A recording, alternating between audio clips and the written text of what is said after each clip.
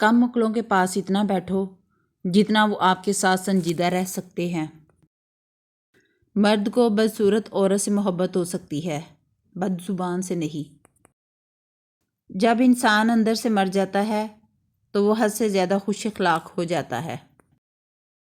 اب وقت کا تقاضا ہے کہ اپنے آپ تک ہی محدود رہا جائے۔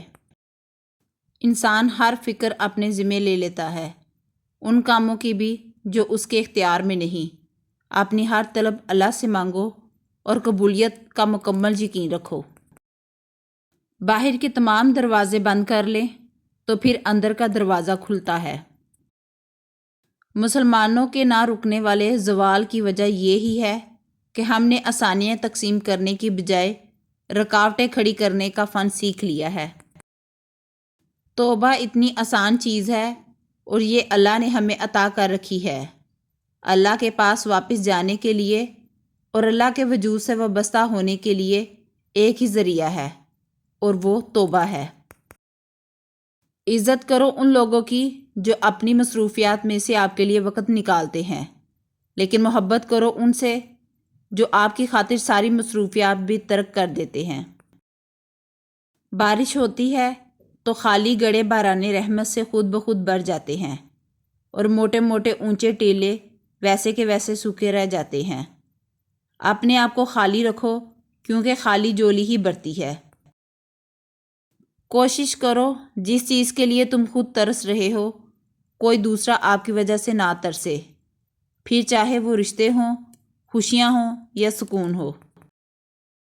جب بول نہ پاؤ تو رب کے آگے رو لیا کرو، وہ سب جانتا ہے۔ زندگی کبھی کبھی ایسی ٹھوکر مارتی ہے کہ انسان سیدھا سجدے میں جا گرتا ہے۔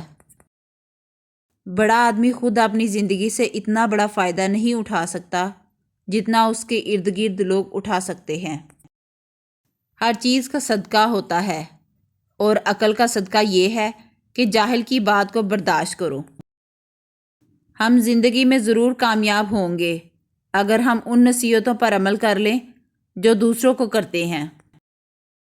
زندگی کی منافقت زدہ ٹھوکروں میں سب سے قیمتی وہ دھکا ہوتا ہے جس سے آپ گرتے ہیں اور اٹھنا سیکھتے ہیں۔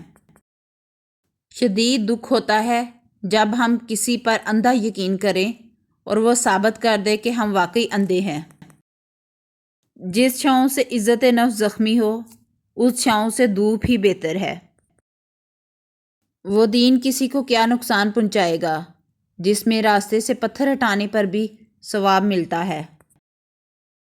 آدمی تو گزر گیا چلا گیا لیکن اپنی یادیں چھوڑ جاتا ہے، اور کبھی یوں بھی ہوتا ہے کہ وہ زندگی میں اتنا کچھ نہیں تھا چلے جانے کے بعد جتنا کچھ ہو گیا۔ اس کائنات میں دل بہت خطرناک چیز ہے۔